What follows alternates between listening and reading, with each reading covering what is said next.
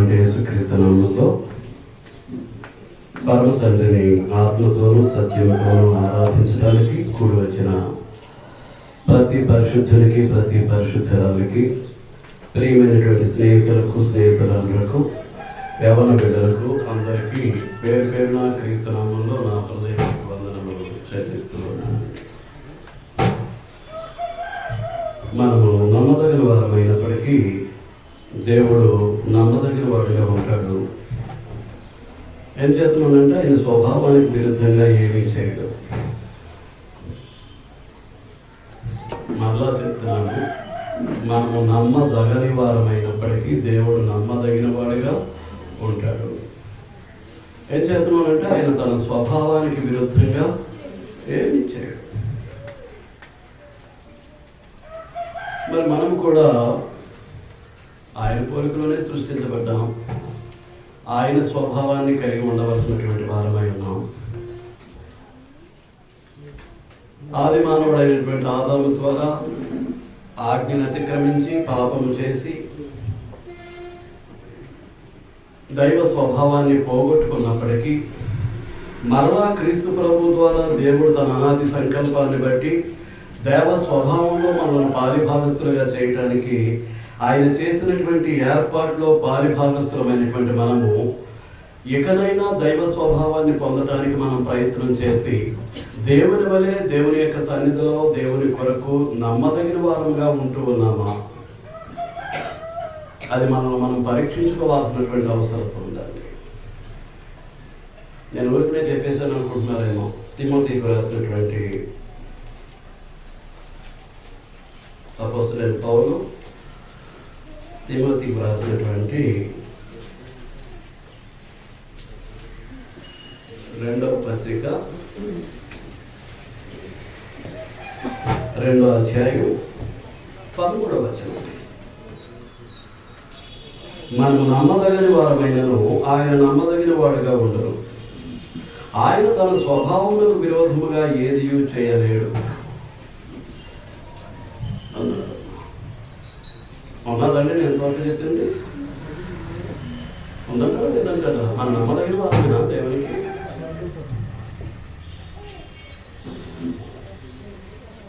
దేవుని పోలికలో చేయబడినటువంటి మనం ఆదాము ఆజ్ఞాతిక్రమం చేత పాపము చేసి దైవ స్వభావాన్ని పోగొట్టుకున్నాడు, దేవునికి దూరం అయ్యాడు. అతని యొక్క స్వభావాన్ని, అతని యొక్క నైజాన్ని పునికి పుచ్చుకొని ఈ భూమి మీద మానవులుగా జన్మించినటువంటి మనం నమ్మదగినటువంటి స్థితిలోనే ఉన్నాం.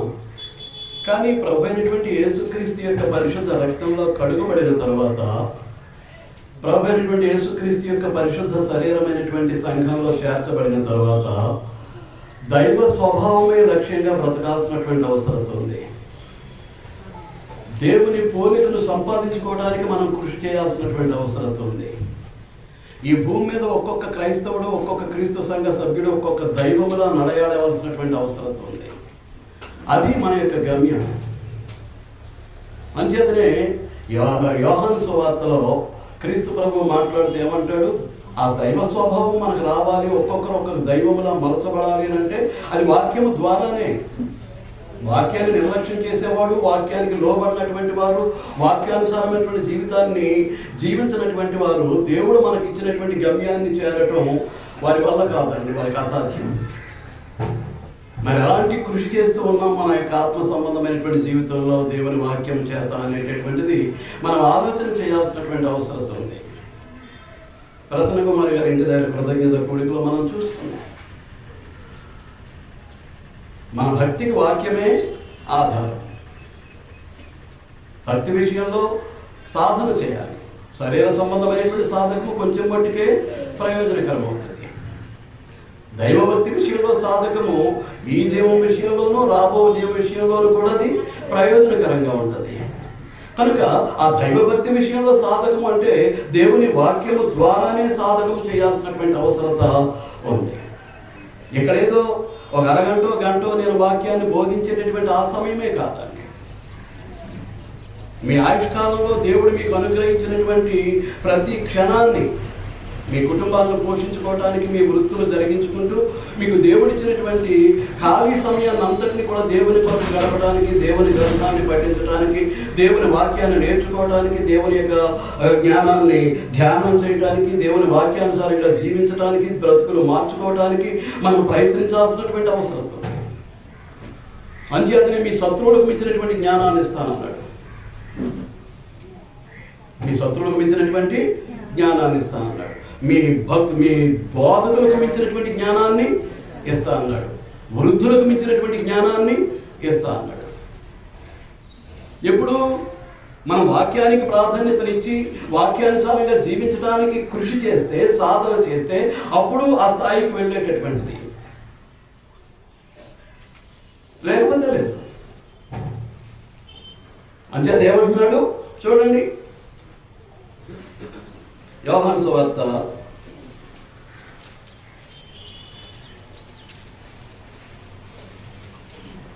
10వ అధ్యాయం 34-35 వచనాలు. అందుకు యేసు, మీరు దైవములను నేను అంటేనని మీ ధర్మశాస్త్రములో రాయబడి ఉండలేదా? మీరెవరు? ఎవరండి? అందరూ చెప్పాలి, మీరెవరు? ఇంకా కొంతమంది నోరు కదపట్లేదు, మాకు సంబంధం లేదన్నట్టుగా కూర్చున్నారు. మీరెవరు?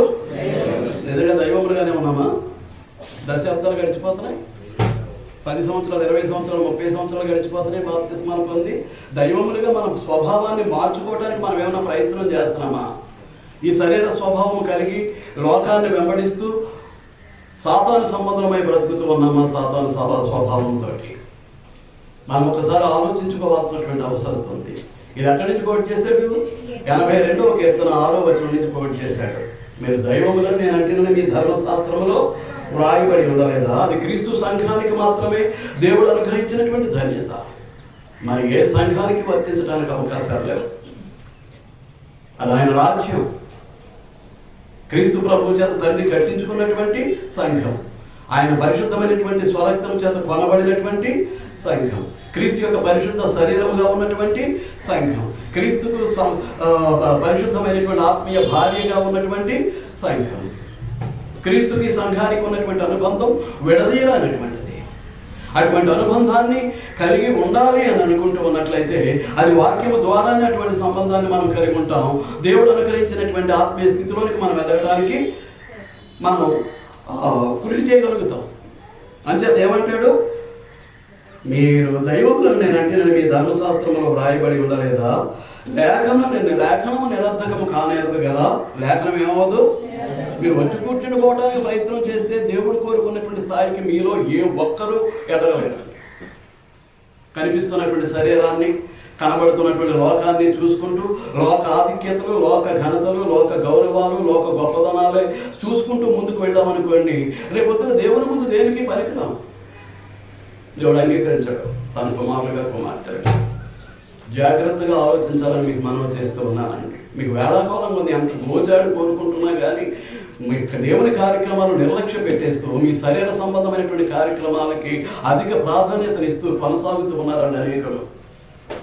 అది మీకు ఆత్మ సంబంధంగా ఎంత నష్టాన్ని చేకూరుస్తుంది మీకు అర్థం అవ్వట్లేదు. ఆదివారం ముక్కుబడిగా వచ్చి ఇక్కడ కూర్చుని వెళ్ళిపోవటానికి మీరు ప్రయత్నం చేస్తూ ఉన్నారు. అది మీకు ఆశీర్వాదకరం కాదండి, దేవుడు మెచ్చేటటువంటి బ్రతుకులు కాదండి. అవి జాగ్రత్తగా ఆలోచించాలని కోరుతున్నాను. కాబట్టి ఏమంటాడు? లేఖనము నిరర్థకము కానేరదు కదా. దేవుని వాక్యం ఎప్పుడు కూడా నిరర్థకం కాదు, నిష్ప్రయోజనంగా పోదు, నిరుపయోగంగా పోదు, ఖచ్చితంగా నెరవేరి తీరుతుంది. తీరితేనే అది దేవుని వాక్యం. అందుచేత ఆ దైవములుగా మనం ఉండాలి అంటే ఎలాగూ దేవుని వాక్యం ఎవరికి వచ్చానో వారే దైవములు. దేవుని వాక్యము ఎవరికి వచ్చిందో వారే దైవములు. ఆ దైవ స్వభావంలో పారివారం కాకపోతే కుదరదండి.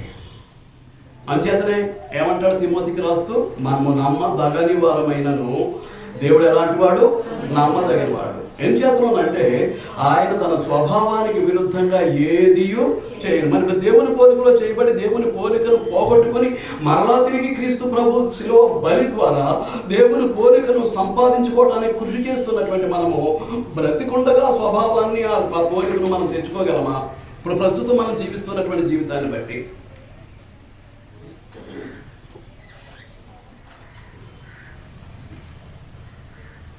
most of the church members, both brothers and sisters, giving their first priority to the physical body and the world. దేనికి ప్రాధాన్యత ఇస్తున్నాం? శరీరానికి, లోకానికి ఇస్తున్నాం. అనేక సంఘంలో అనేకమైనటువంటి ఎక్కువైనటువంటి సహోదరులు చేసేటటువంటి పని ఈ శరీర సుఖం, ఈ శారీరక ఆనందం, ఈ శారీరక అభివృద్ధి, భౌతికమైనటువంటి ప్రాధాన్యత, దీనికే ప్రాధాన్యత ఇస్తున్నాం తప్ప ఆత్మ సంబంధమైనటువంటి జీవితానికి ప్రాధాన్యత ఇవ్వట్లేదు. కావాలంటే చూసుకోండి.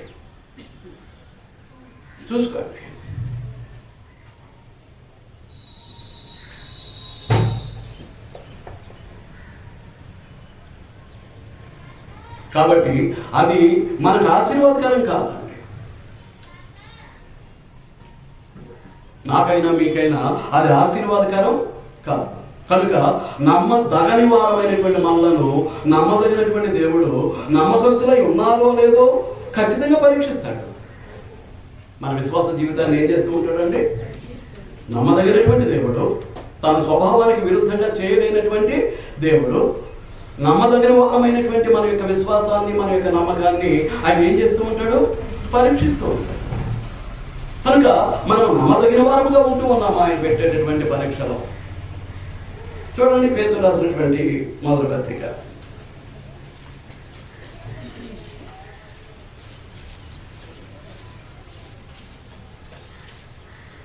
సార్వత్రిక సంఘానికి అపోస్తలుడైన పేతురు రాసినటువంటి మొదటి పత్రిక,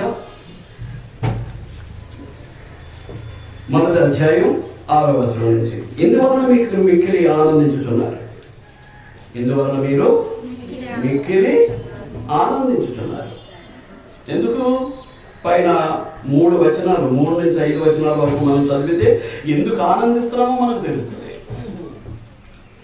మన ప్రభువుకు యేసుక్రీస్తు తండ్రి అయిన దేవుడు స్తుతింపబడుగాక. మృతులలో నుండి యేసుక్రీస్తు తిరిగి లేచుట వలన జీవముతో కూడిన నిరీక్షణ మనకు కలుగునట్లు, అనగా అక్షయమైనది, నిర్మలమైనది, వాడబారనిదియునైన స్వాస్థ్యము మనకు కలుగునట్లు ఆయన తన విశేష కనికరము చొప్పున మనలను మరలా జన్మింపజేశాడు. మరలా ఏం చేశాడు? జన్మింపజేశాడు. బాప్తిస్మమును క్రొత్తగా జన్మింపజేశాడు. కడవరి కాలమందు బయలుపరచబడుటకు సిద్ధముగా ఉన్న రక్షణ మీకు కలుగునట్లు విశ్వాసము ద్వారా దేవుని శక్తి చేత కాపాడబడు మీ కొరకు ఆ స్వాస్థ్యము పరలోకమందు భద్రపరచబడినది. అక్షయమైనది, నిర్మలమైనది, వాడబారనిది అనేటువంటి స్వాస్థ్యము మన కొరకు ఎక్కడ భద్రపరచబడింది? పరలోకంలో భద్రపరచబడదు. మరి ఎవరికి భద్రపరచబడిందో, ఎవరికి భద్రపరచబడలేదో, ఎవరి పేరు గొర్రెపిల్ల యొక్క జీవ గ్రంథమందు రాయబడి ఉందో, ఎవరి పేరు ఆ గ్రంథంలో రాయబడి లేదో, ఒకవేళ రాయబడినప్పటికీ మీరు జీవించే మీ జీవన ప్రమాణాన్ని బట్టి ఎంతమంది పేరు జీవ గ్రంథం నుంచి తుడిపి పెట్టబడుతూ ఉందో నాకు తెలియదు. రాసినటువంటి పేరే తుడుపు పెట్టేటటువంటి పరిస్థితులు ఉంటాయి. నమ్మకమైనటువంటి జీవితాన్ని దేవుని కొరకు జీవించకపోతే తీసేస్తాడు అంతే. ఇక తీసేస్తే అక్కడ స్వాస్థ్యంలో మనకు పాలిభాగస్థం ఉండదు, పాలిభాగం ఉండదు. పాలిభాగస్థం ఉండేటువంటి అవకాశం మనకు లభించదండి. మీకు అర్థమవుతుందా? రైట్. కనుక ఇందువలన మీరు మిక్కిలి ఆనందిస్తున్నారు. ఎలాంటిది? అక్షయమైనది, నిర్మలమైనది, వాడబారమైనటువంటి స్వాస్థ్యము పరలోకంలో మనకు భద్రము చేయబడి ఆ స్వాస్థ్యాన్ని మన కొరకు దేవుడు సిద్ధపరిచి ఉంచాడు. కనుక ఇందువలన మీరేం చేస్తున్నారు? మిక్కిలి ఆనందిస్తున్నారు. దాన్ని పొందాలి అనుకుంటున్నట్లయితే అవసరమును బట్టి నానా విధములైనటువంటి శోధనల చేత ప్రస్తుతము కొంచెం కాలం మీకు దుఃఖము కలుగుతున్నది. దుఃఖము కలిగేటట్లుగా అంత గొప్పదైనటువంటి విశ్వాస భక్తి జీవితాన్ని ఎవరు జీవిస్తున్నారు? దుఃఖము కలిగేటట్లుగా, శోధన కలిగేటట్లుగా, అవసరమును బట్టి. నిన్నును నన్నును విశ్వాసిగా నిలవబెట్టాలనుకున్నటువంటి దేవుడు విశ్వాసము నుండి తొలగిపోయేటటువంటి పరిస్థితులు వస్తాయేమో అని మన విశ్వాసాన్ని ఏం చేస్తూ ఉంటాడు? పరీక్షిస్తూ ఉంటాడు. దేవునికి దూరమైపోయేటటువంటి పరిస్థితులు మన బ్రతుకుల్లో కనిపిస్తూ ఉంటే మనలను తన హక్కున చేర్చుకోవాలని ఆశించినటువంటి దేవుడు శ్రమల ద్వారా ఏం చేస్తాడు అన్నమాట అండి, తన దగ్గరికి చేర్చుకోవడానికి ఆయన ప్రయత్నం చేస్తూ ఉంటాడు. ఈ పరిస్థితుల్లో ఏం కలుగుతుంది అన్నమాట, అవసరమును బట్టి నానా విధములైన శోధనల చేత ప్రస్తుతమున కొంచెం కాలం మీకు దుఃఖము కలుగుతున్నది. ఎంతకాలం? కొంచెం కాలం. దేవుడు మన విశ్వాసాన్ని పరీక్షించడానికి, నమ్మదగినటువంటి దేవుడు మన నమ్మకత్వాన్ని పరీక్షించడానికి.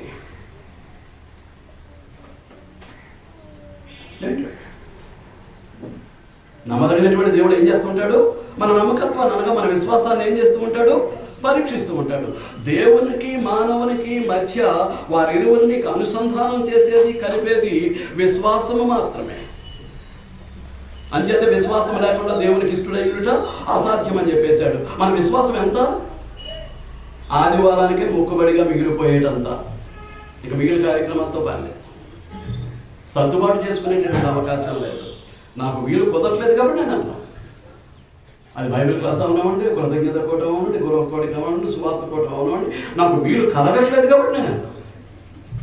వీలు చేసుకోవడానికి నేను ప్రయత్నం చేయను. ఎంతకాలం ఈ అపనమ్మకంతో కూడినటువంటి నమ్మదగినటువంటి విశ్వాస భక్తి జీవితం, ఈ క్రైస్తవ జీవితం ఎంతకాలం జీవిస్తామండి మనం? ఎంతకాలం?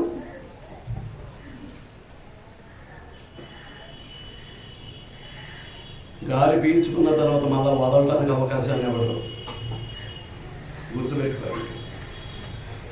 గాలి వదిలిన తర్వాత మళ్ళా పీల్చుకోవడానికి అవకాశాన్ని ఎవరికి అదే ఆఖరి ఉచ్ఛ్వాస అవుతుందో నిశ్వాస అవుతుందో, పీల్చుకున్న గాలి అవుతుందో వదిలిన గాలి అవుతుందో, అక్కడ తోటి సరి జీవితం.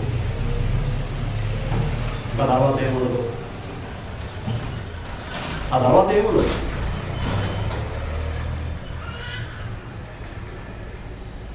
యెహోవా గద్దె ముందట జనంబులార మ్రొక్కుడి. యెహోవా గద్దె ముందట జనంబులార మ్రొక్కుడి. యెహోవా దేవుడే సుమి, యెహోవా దేవుడే సుమి, సృజింప జంప సతుండు, సృజింప జంప సతుండు. సృజించనుగాడు, చంపేయునుగాడు. దేవుడితో ఆటలుద్దాం. ఎంతవరకు ప్రయోజనకరంగా ఉంటున్నాం దేవునికి? ఎంతవరకు నమ్మకంగా ఉంటున్నాం దేవునికి? ఎంతవరకు దేవుని యొక్క సన్నిధిలో యథార్థంగా బ్రతుకుతున్నాం? దీని మీదే మన యొక్క మనుగడ ఆధారపడి ఉంటుంది. అవసరం. నేను నమ్మకస్తుడైనటువంటి దేవుడు నేను నమ్మకస్తురాలుగా నిలవబెట్టాలని ఏం చేస్తూ ఉంటాడు? నానా విధమైనటువంటి శోధనల చేత మీ విశ్వాసాన్ని పరీక్షిస్తూ ఉంటాడు. తనకు దూరం అయిపోతున్నటువంటి తన కుమారులైనటువంటి కుమార్తెలైనటువంటి మనలను తన హక్కున తీర్చుకొని తన కాలు మీద కూర్చుండబెట్టుకొని ఆదరణ కలిగించడానికి దేవుడు ఏం చేస్తాడు? తనకు దూరం అయిపోతున్నటువంటి వాళ్ళని తన దగ్గరికి చేర్చుకోవటానికి ఏం చేస్తూ ఉంటాడు? నీ విశ్వాసాన్ని పరీక్షిస్తూ నానా విధమైనటువంటి శోధనలు, శ్రమలు కలగటానికి అవకాశం ఉంటుంది. కావాలంటే ఆయన ఒక ఉపమానం చెప్తూ ఉన్నాడు. ఏంటండి?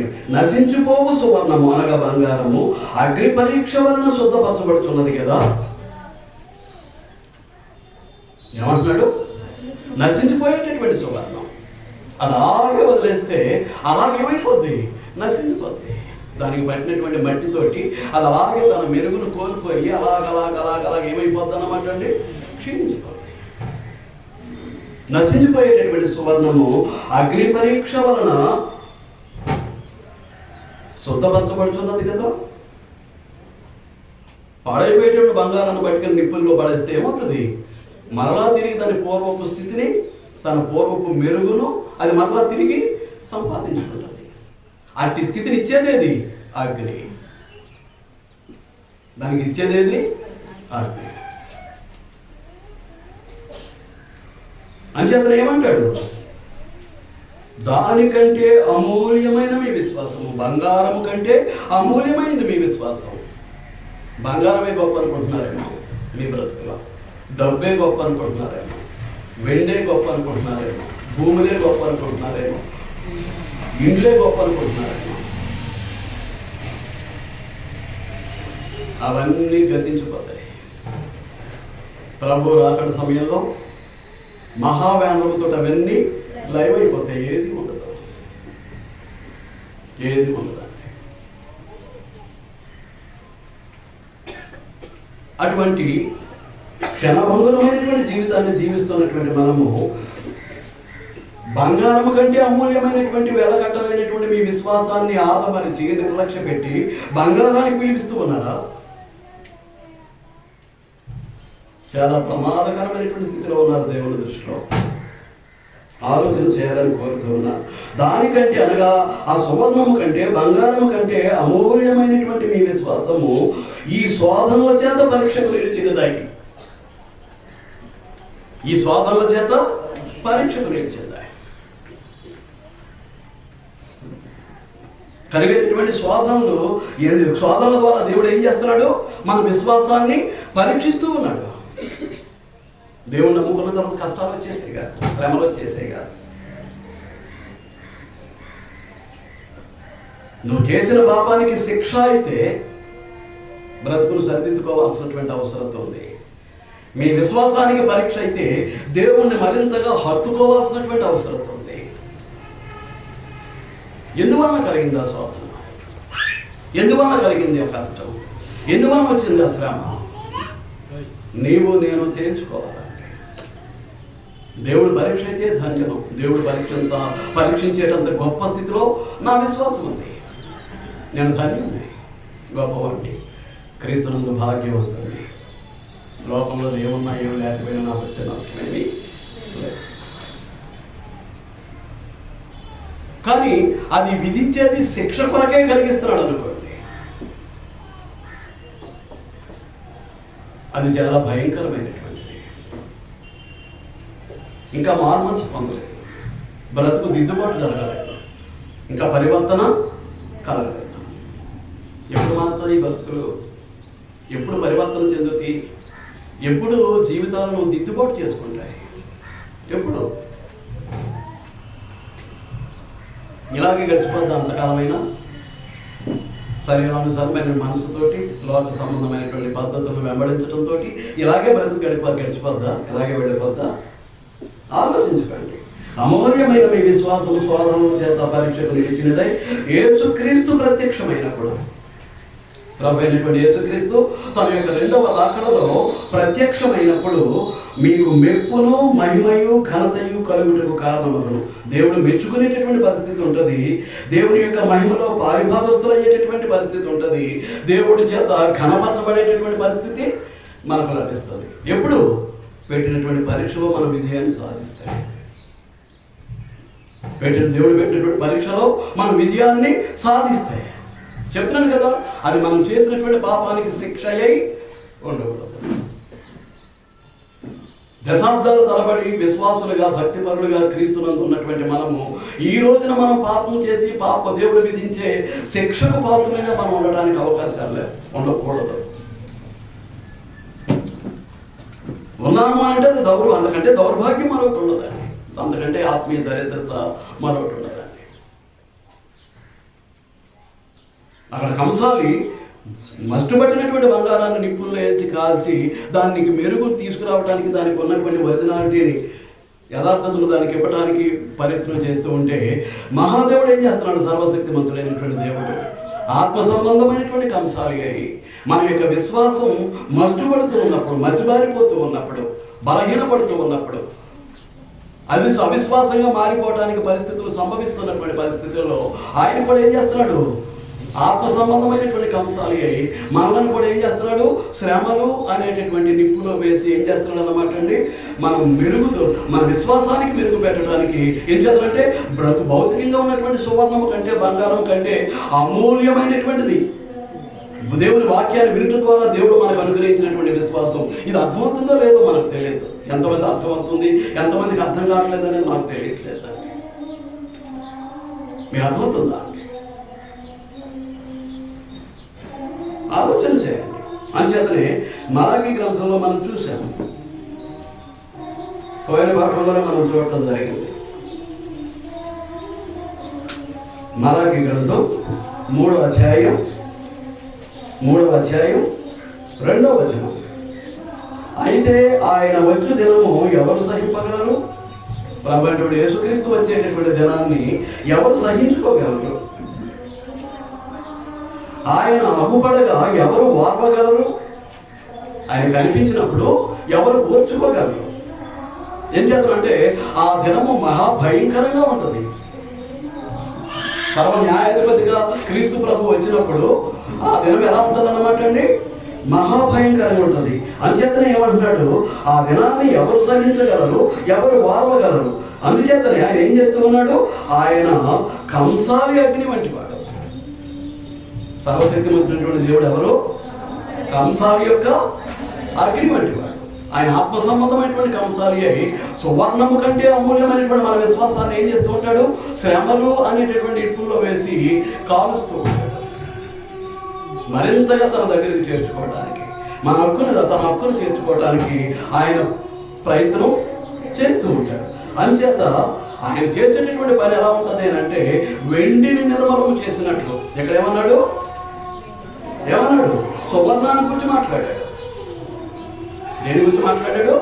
బంగారాన్ని గురించి మాట్లాడాడు. నశించిపోయేటటువంటి సువర్ణము అగ్నిలో వేయబడినాడు. నశించిపోయే సువర్ణము అగ్నిలో వేయబడ్డాడు. అలాగే వెండిని కూడా ఏం చేస్తారు? అగ్నియే దానిని శుద్ధి చేస్తూ ఉంటుంది. మరుచుబట్టినటువంటి వెండిని కూడా ఏది శుద్ధి చేస్తూ ఉంటుందండి? అగ్నియే శుద్ధి చేస్తూ ఉంటుంది. అవి మన శ్రమలే, మనకు సంభవించేటటువంటి శ్రమ. చూడండి, కీర్తన గ్రంథం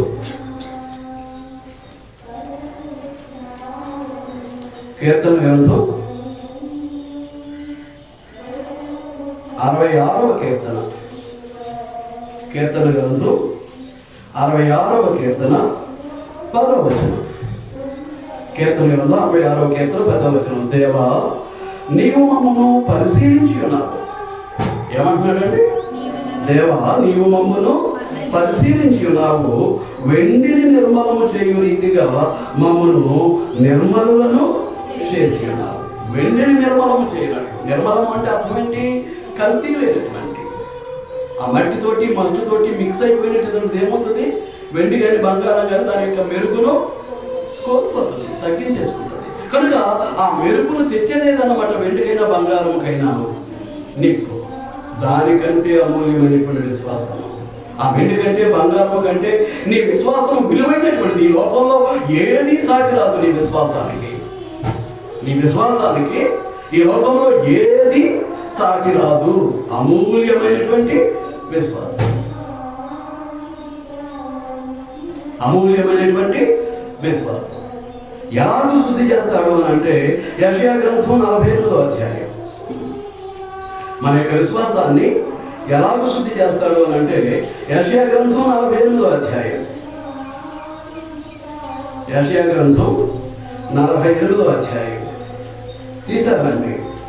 10వ వచనం. నేను నిన్ను పుటము వేసి తిని వెండిని వేసినట్లు కాదు, ఇబ్బంది కొలిమలో నిన్ను పరీక్షించి. నేను నిన్ను ఏం చేశాను? పుటం వేసి. పుటం అంటే అర్థం ఏంటి? కాల్చటం లేకపోతే ఉడికించటం. మా చిన్నప్పుడు రాజమండ్రి వెళుతూ ఉంటే మున్సిపల్ ఆఫీస్ దగ్గర రోడ్డు పక్కన కూర్చొని ఉండేవారు డాక్టర్స్. ఆ వేర్లు ఈ వేర్లు అది ఇది ముందు పెట్టుకుని నేను ఇచ్చేటటువంటి మందు సర్వరోగ నివారణ అని హ్యాండ్ మైకిల్లో పిలుస్తూ ఆ మందు అమ్ముకోవడానికి వాళ్ళు ప్రయత్నం చేసేవారు. ఎలాగో సర్వరోగ నివారణ అంటే నేను ఇచ్చేటటువంటి ఈ మందు 101 పుటం వేసాను అనేవాడు. ఎన్నిసార్లు వేశాడు? 101. అంటే 101 ఏం చేశాడు అనమాట? దాన్ని ఉడికించాడు. పౌడర్ అయిపోయాక మంట పెట్టాడు. అది పౌడర్ అయిపోయిన తర్వాత మళ్ళా నీళ్లు పోసాడు, మళ్ళా ఉడికించాడు, మళ్ళా నీళ్లు పోసాడు, మళ్ళా ఉడికించాడు పౌడర్ అయిపోయేదాకా. అలాగే ఎన్నిసార్లు చేశాడు? 101. అంటే అందులో ఉన్నప్పుడు మళ్ళీ అంతా కూడా నేను మంట పెట్టినప్పుడు ఆవిరిలో పోయింది. నేను అమ్మేటటువంటి మందు స్వచ్ఛమైనటువంటి మందు. ఈ మందు వేసుకున్నానంటే అన్ని రోగాలు ఒక్క మాత్రతోటి పోతాయి అని చెప్పి ఏం చేస్తూ ఉంటాడు అనమాట మందు అమ్ముకునేటటువంటి వాడు. పుటం వేయటం అంటే అది, పుటం వేయటం అంటే అదండి. అందుచేత ఆయన ఏమంటాడు? నేను నిన్ను పుటము వేసి తిని, నా కుమారుడిగా, నా కుమార్తెగా, నా భక్తుడిగా, నా భక్తురాలిగా, నా ఎంతో విశ్వాసం ఉంచినటువంటి వారముగా మేమేం చేశాం? నేనేం చేశాను? మిమ్మును పుటం వేసి తిని, వెండిని వేసినట్లు కాదు. ఏమంటున్నాడు? అది వెండిని వేసినట్లు కాదు, ఇబ్బంది కొలుములో నిన్ను పరీక్షించి తిని. ఏ కొలిమి? ఇబ్బంది కొలిమి. కొలిమి అంటే ఏంటంటే ఇంగ్లీష్లో ఫర్నేస్ అంటారు. ఫర్నేస్ అంటే అందులో ఇనుము కూడా మరిగిస్తూ ఉంటారండి. ఫర్నేస్లో పెట్టి ఇనుమును కూడా ఏం చేస్తూ ఉంటారు? నీళ్లలాగా మరిగించి వారికి అనుకున్నటువంటి షేపుల్లో బద్దెలు కానివ్వండి, లేకపోతే కమ్మిలు కానివ్వండి, లేకపోతే దూలాల కింద కానివ్వండి, గడ్డర్స్ కింద కానివ్వండి, ఏం చేస్తూ ఉంటారు? పోత పోస్తూ ఉంటారు. ఆ ఇనుమును కూడా మరిగించేటటువంటి శక్తి ఆ కొలిమికి ఉంటుంది. అంటే ఎంత భయంకరమైనటువంటి శోధన, ఎంత భయంకరమైనటువంటి కష్టము, శ్రమ మనం ఎదుర్కోవాల్సి వస్తుంది అమూల్యమైనటువంటి విశ్వాసాన్ని మనం కాపాడుకోవటానికి. అది ఇబ్బంది అనేటటువంటి కొలిమి అంటాడు. ఏ కొలిమి అంటే? ఇబ్బంది అనేటటువంటి కొలిమి. ఏ కొలిమండి? ఇబ్బంది అనేటటువంటి కొలిమి. ఆ ఇబ్బంది అనారోగ్యమా?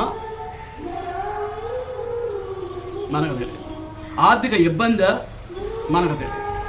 తల్లిదండ్రులు పిల్లల మధ్య ఉండేటటువంటి సరైనటువంటి సంబంధం లేకపోవటమా మనకు తెలియదు. ఇరుగు పొరుగు వారితో గొడవల మనకు తెలియదు. పరిస్థితులు ఏంటి అనేది మనకు తెలియదు. సంభవించబోయేటటువంటి పరిస్థితి ఏంటి అనేది, ఆ ఇబ్బంది ఏంటి అనేది మనకైతే తెలియదు. కానీ ఇబ్బంది కొలుములో నిన్నేం చేయడానికి పూనుకున్నాడు దేవుడు? పరీక్షించడానికి పూనుకున్నాడు. పరీక్షించడానికి ఆయన కోరుకుంటున్నాడు. ఏం జరగబోద్దో మన జీవితాల్లో కానీ, మన కుటుంబాల్లో కానీ మనకు తెలియదు. కాబట్టి మన విశ్వాస భక్తి జీవితాల్లో జాగ్రత్తగా నడుచుకోవటం, నమ్మకంగా నమ్మకస్తులమై ఉండటం, యథార్థపరులమై ఉండటం ఒక్కటే మనను వీటి నుంచి తప్పిస్తుంది. ఇబ్బంది అనేటువంటి కొలువులో నుంచి మనను తప్పిస్తుంది. ఏం చేద్దాం అంటే అంత ఇబ్బంది అనేటువంటి కొలిమి అటువంటి ఫర్నేస్లో పెట్టి మన విశ్వాసాన్ని పరీక్షించబోతూ ఉన్నాడంటే విశ్వాసం యొక్క విలువను ఈనాడు మనం గుర్తించవలసినటువంటి అవసరం ఉందండి. మన విశ్వాసం యొక్క విలువను మనం గుర్తించాల్సినటువంటి అవసరం ఉంది. ఎంతవరకు మన విశ్వాసం కొరకు మనం బ్రతుకుతూ ఉన్నాం, విశ్వాసాన్ని అభివృద్ధి పరుచుకుంటూ ఉన్నాం, విశ్వాస జీవితంలో సంపూర్ణమవుతూ ఉన్నాం దేవుడు మెచ్చేటట్లుగా. దేవుడు మన విశ్వాసాన్ని పరీక్షిస్తే ఎంతవరకు పాస్ అవ్వడానికి, విజయాన్ని సాధించడానికి మన యొక్క విశ్వాస క్రియలు మన జీవితంలో అనిపిస్తూ ఉన్నాయి. ఇదంతా కూడా మన జీవితాన్ని మనం సరి చేసుకోవడానికి దేవుడు ఇచ్చినటువంటి గొప్ప అవకాశం. అర్థం చేసుకుంటారని నేను నమ్ముచుకున్నా. దైవత్వంలో ఒకడు, దేవునితో సమానుడు, అదృశ్య దేవుని యొక్క స్వరూపి అయి సృష్టి చేయటంలో దేవునితో పాటు పారిభాగస్తుడై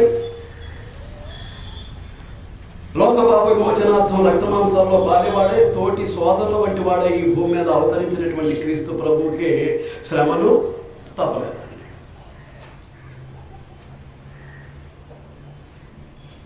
విశ్వాస జీవితాన్ని జాగ్రత్తగా పరీక్షించుకుందాం. బుర్రలోకితే కుదరదు. నా విశ్వాసం ఏంటి? నా జీవితం ఏంటి? నేను ఎలా బ్రతుకుతున్నాను దేవుని కొరకు? మనం దేవుని కొరకు మాత్రమే బ్రతకాలి, దేవుని కొరకు మాత్రమే చావాలి. ఇంకా దీనికి ప్రత్యామ్నాయం లేదండి. దీనికి ప్రత్యామ్నాయం లేదు. దేవుని కొరకు మాత్రమే మనల్ని సృష్టించుకున్నాడు, దేవుని కొరకు మాత్రమే మనకు బ్రతుకునిస్తున్నాడు.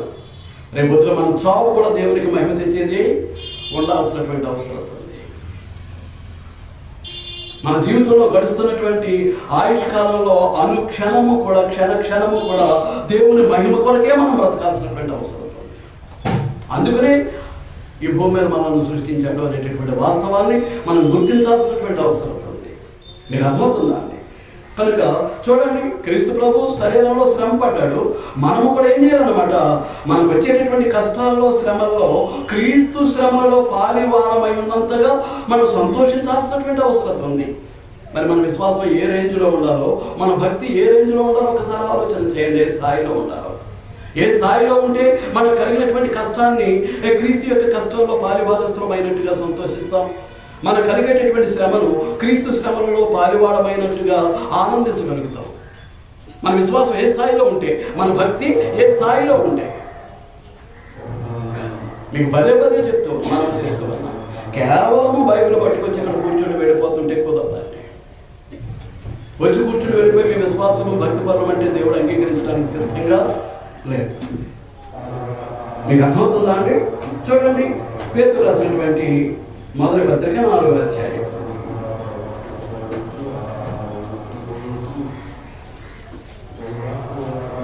పేతురు రాసినటువంటి మొదటి పత్రిక 4వ అధ్యాయం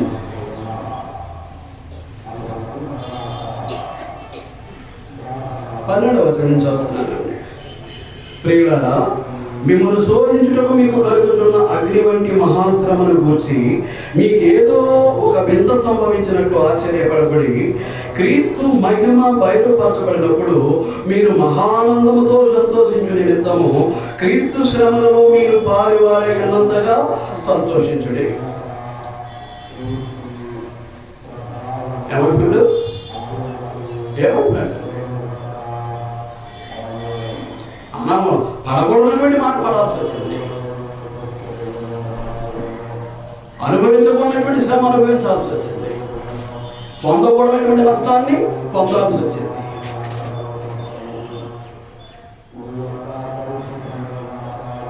దానికి కారణం మన విశ్వాసము భక్తి అయి ఉండాలి తప్ప మనం జీవించేటటువంటి తప్పుడు జీవితమై ఉండకూడదు. అంచేత ఏమంటున్నాడు? ప్రియులారా, మిమ్మల్ని శోధించుటకు మీకు కలుగుతున్న అగ్ని వంటి మహాశ్రమల గురించి మీకు ఏదో ఒక వింత సంభవించినట్లు మీరు ఆశ్చర్యపడకండి. అగ్ని వంటి మహాశ్రమ. అప్పుడు ఏం చేయాలట? క్రీస్తు మహిమ బయలుపరచబడినప్పుడు మీరు మహానందముతో సంతోషించు నిమిత్తము క్రీస్తు శ్రమలలో మీరు పాలువారై ఉన్నంతగా సంతోషించు. తన దేహంలో శ్రమ పడ్డాడు, శిలువలో చంపివేయబడ్డాడు, సమాధి చేయబడి 3వ దినమున పునరుద్ధానుడైనటువంటి ప్రభు. ఆ తర్వాత కాలగమనంలో ఎక్కడ వెళ్ళిపోయాడు? ఆయన తండ్రి యొక్క కృపాశ్రమానికి.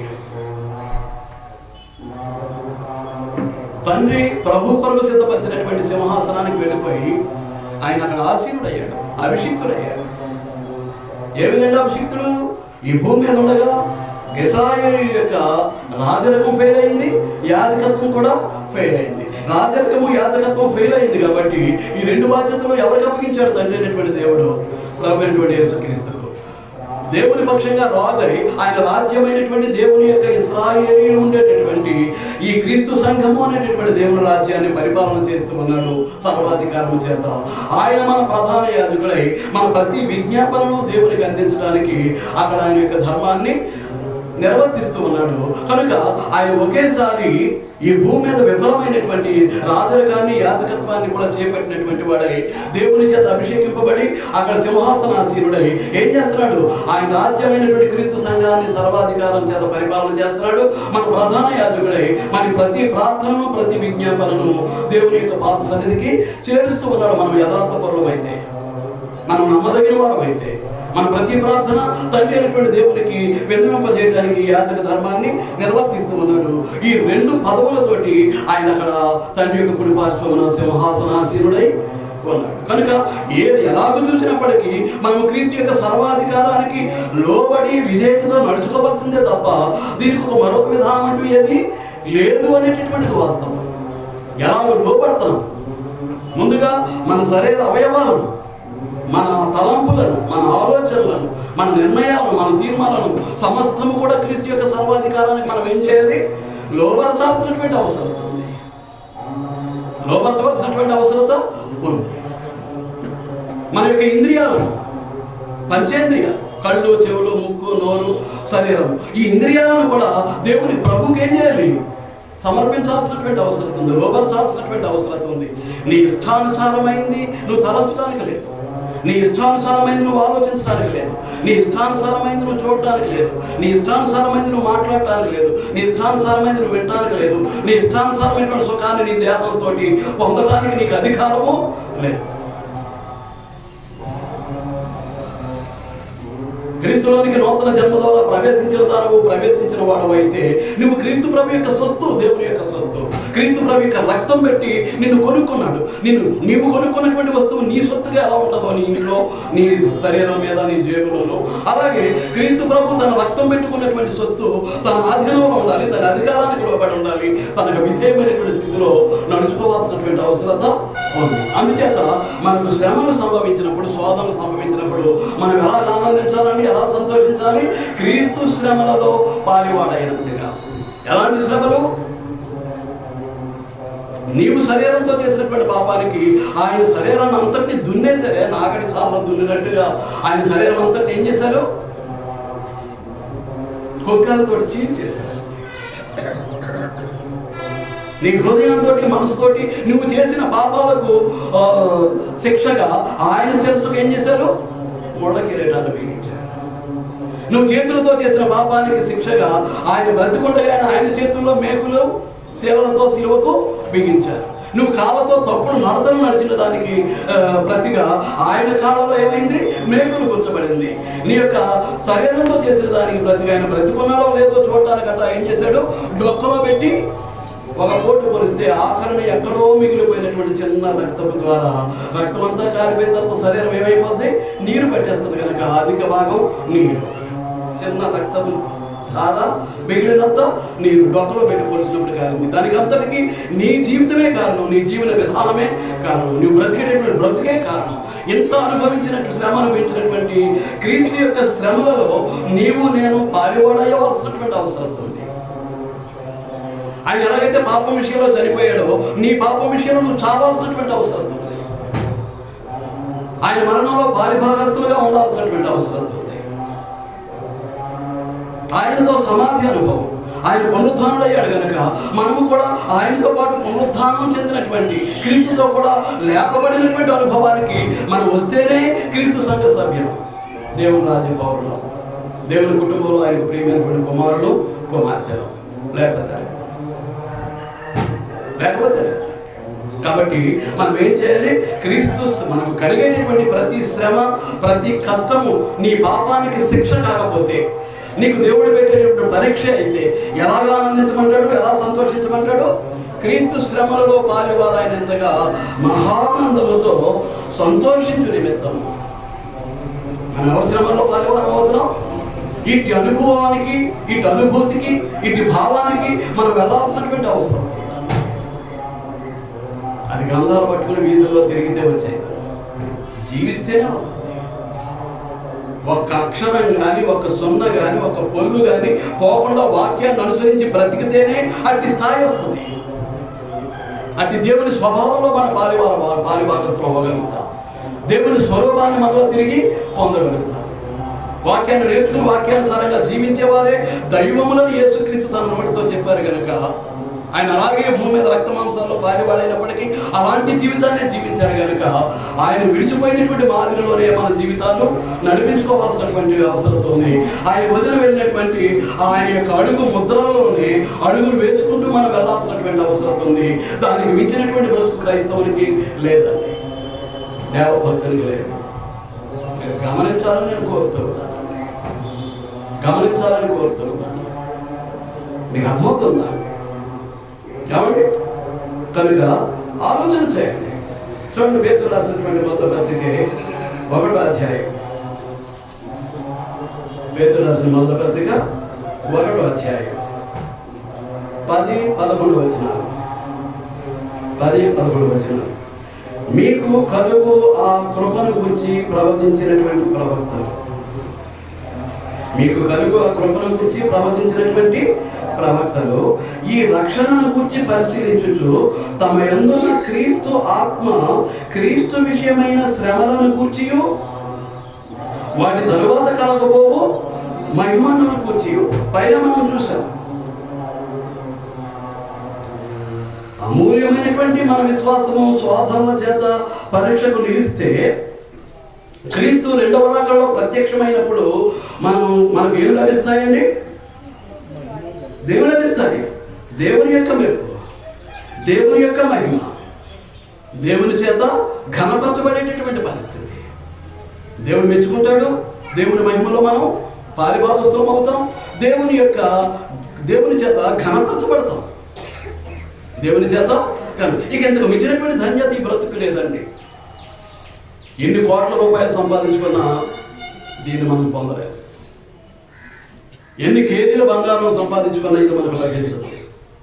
ఎన్ని మనుగుల వెండిని సమకూర్చుకున్నా అది మనకు దొరకదు.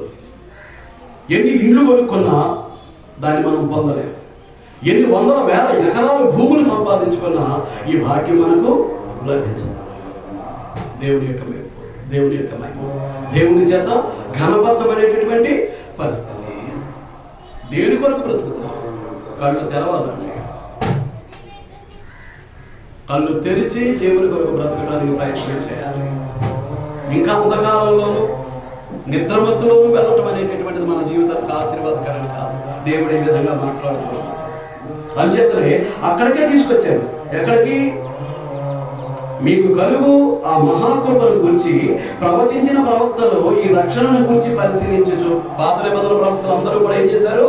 కలగబోయేటటువంటి ఈ రక్షణను గురించి వాళ్ళు ఏం చేశారండి? పరిశీలించచ్చు. తమ యందున్న క్రీస్తు ఆత్మ, తమ యందున్నటువంటి క్రీస్తు ఆత్మ, యెహోవా ఆత్మ, దేవుని ఆత్మ, క్రీస్తు ఆత్మ, ఆదరణకర్త, సత్యస్వరూపి ఆత్మ, ఇవన్నీ కూడా పరిశుద్ధాత్మకు ఇవ్వబడినటువంటి పర్యాయ పదం.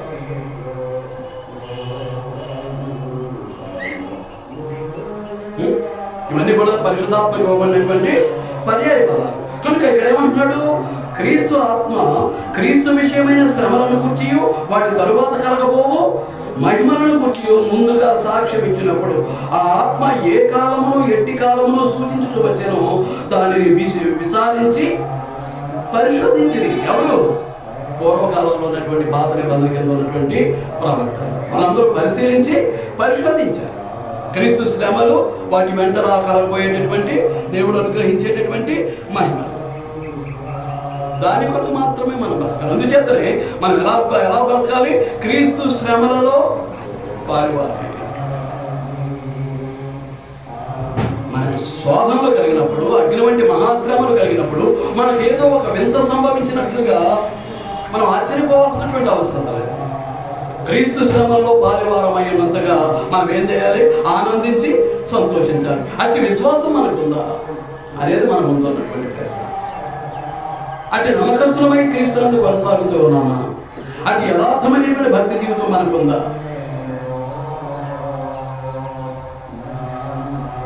ఎంత చెప్పినప్పటికీ అనుకూలత చేసుకుని దైవ కార్యక్రమాలకు హాజరు కాలేకపోతూ ఉన్నాము అని అంటే మన విశ్వాసం ఇంకా పరిపూర్ణం కానటువంటి స్థితి.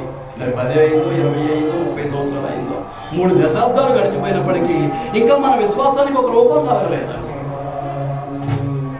ఇంకా అల్పత్వం ఉంది మన విశ్వాసానికి, ఇంకా బలహీనత ఉంది. అల్పమైనటువంటి విశ్వాసం, బలహీనమైనటువంటి విశ్వాసం కలిగి క్రీస్తులో విశ్వాస జీవితంలో మనం సంపూర్ణం అవడం అనేటటువంటిది జరగదు. అదంతా సాధించాలి అంటే, ఆత్మ సంబంధమైనటువంటి స్థితిలో సంపూర్ణమైన స్థాయికి మనం ఎదగాలి అని అంటే, వాక్యంతో ఎంతగా మన జీవితం పెనవేసుకుపోతే, వాక్యం చేత మనం ఎంతవరకు నడిపింపబడుతూ ఉంటే, ఎంతగా వాక్యానుసారమైనటువంటి జీవితాన్ని మనం బ్రతుకుతూ ఉంటే అప్పుడు ఆ స్థాయి. నువ్వు ఎందుకు చేత రావట్లేదో నాకు తెలియదు.